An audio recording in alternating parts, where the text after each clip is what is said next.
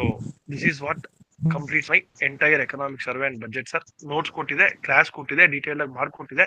So ಇನ್ನೊಂದ್ಸತಿ notes ಓದಿ, economic survey budget ಎಲ್ಲ ಒಂದ್ಸತಿ ಓದಿ. If you have any doubt you can message me or you can call me free ಅಂತ I will be able to answer them. Okay okay sir